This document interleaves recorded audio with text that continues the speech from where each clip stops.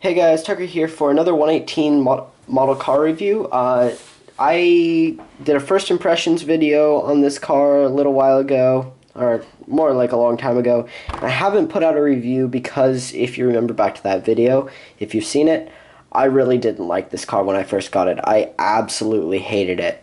And that was mainly because it's a base Hot Wheels, and it is just a not great quality for the price. I bought it for around 60 bucks when you include shipping from eBay, and it came like 4 days early, but the quality was absolutely terrible. And another reason I haven't reviewed it yet is I've broken it already. Not out of anger for it, obviously, but because I would never do that to a model car, but it's super fragile. Like, these rearview mirrors I've broken off so many times and super glued back on so many times.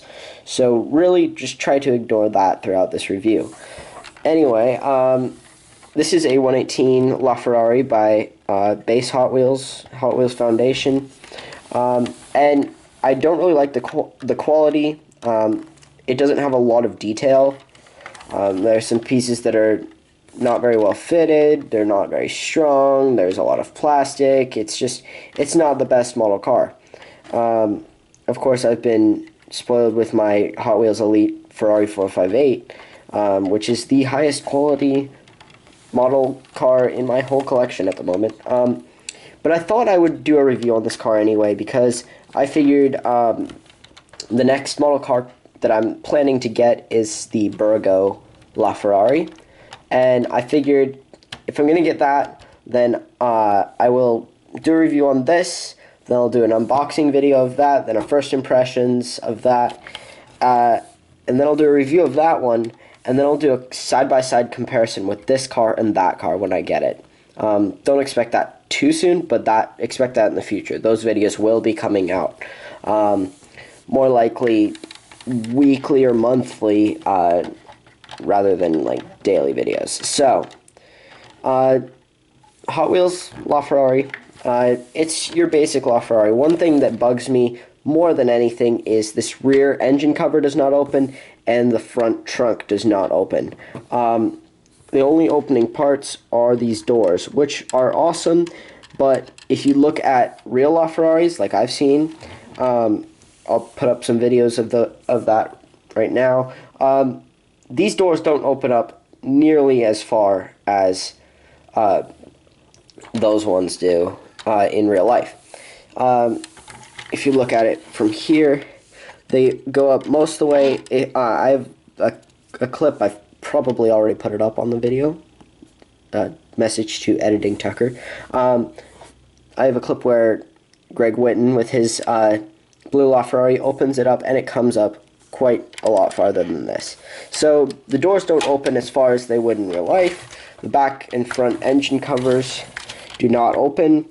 And the next thing that really bugs me, panel gaps. This is the worst panel gap I've ever seen on a model car. It's just ginormous. And you can even notice it from afar, which is the worst part. A lot of panel gaps you'll see and you can't really notice them from afar, like this one here or this one. But this one's just so obvious and giant that I mainly have the car with the doors up just because it looks better.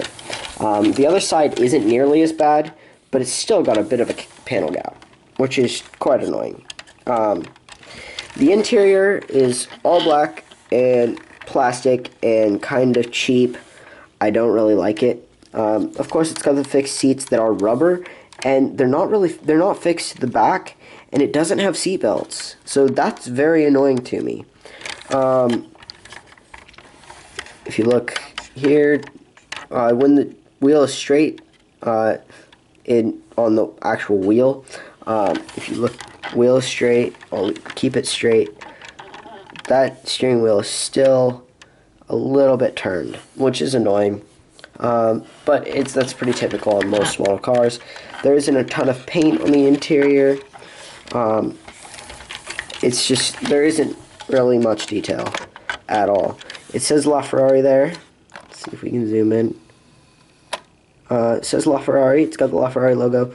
That's pretty much the only paint on the majority of the interior. Let's take a look at that center console. See, is there? Oh yeah, these are painted, but really there isn't a ton. There's a sticker back here with the rev counter, and there's the Ferrari horse, but there's no paint on the steering wheel. There's just these little silver accents on the inside piece, but really no other paint on the interior, which is quite annoying. Overall, the outside of the car, it is in a matte black. It wasn't my first choice of color. It was just super cheap compared to everything else. I mean, if I was going to get a red one, it was going to cost me like 80 bucks at the time. So I got a black one, just because I thought it would look good anyway, and it really doesn't. The matte black just doesn't look anywhere near as good as a gloss color on this car, but that's just my opinion. Of course, everyone has their own. Exhaust is painted, not the best quality. It spills over onto the grill a little bit there. You've got the red indicators. Not much is painted on the back. This is not perforated. The taillight is kind of chunky and not very, it doesn't seem very solidly put together. Of course, this is just an indentation because that does not open. You can kind of see the V12 in the back, but it's kind of a molded piece. There's no depth to the engine at all, which is very annoying. If you even compare it to some of my Mace toes, which I get for like 15 bucks, that's a quarter of this price, and there's a lot more quality. So I'm just really disappointed in Hot Wheels Foundation with this model. I know Hot Wheels Foundation has had some okay models in the past, like the Maserati MC12 and the Ferrari 458 Italia, and the Ferrari Enzo was actually decent compared to this. This is just terrible. Let's see. Prancing Horse logo painted on. The logos are actually done quite well on this model. You can see where I've super glued the rear view mirror back on. You got your indicators that are they've got little extra plastic pieces that don't come off, so they're just kind of annoying. I got some white paint because I set it down on wet paint, so ignore that. But I can turn this wheel without touching it. That annoys me.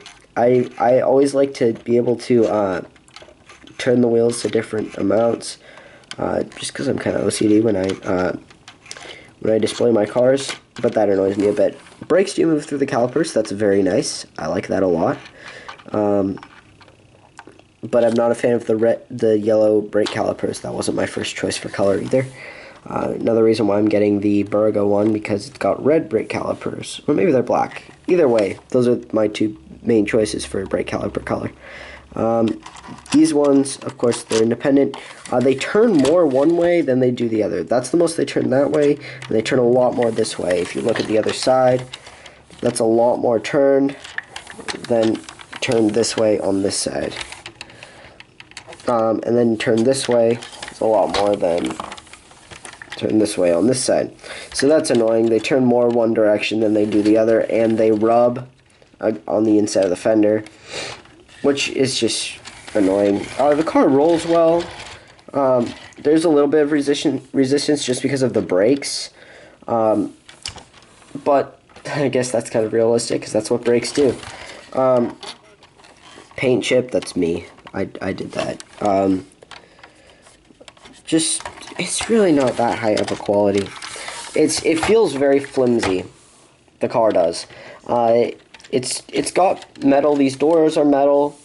The whole body is metal, and then it's got all of these plastic pieces. This central piece on the middle here, and these glossy pieces here, those are all plastic. If you look, this bottom piece here, there's a gap here. This is a separate piece, and it's plastic, even though it's matte colored. Headlights don't look too bad. They're just kind of cheap. There's not a ton of quality. I feel like they would have put more quality into the actual LEDs up here instead of just painting it all silver. Again, I'm spoiled with my 458 Speciale. But then again, if you're a higher end collector and you're getting like BBRs and stuff, this is going to be the worst model ever for you. These pieces are painted, but they do not move like they do in the real car. I wouldn't really expect them to. That's kind of a over-the-top quality. Let's see, bottom of the car, quite flat, just like the real one. But not even any of these panels that come down here or any of these back here, they're not painted, which is a little bit annoying. I mean, this piece and these two little panels right here are usually painted on the real car, depending on how it's spec'd. But yeah, just not a ton of quality. And the tires are not very grippy. It will move around all day and slide around all day.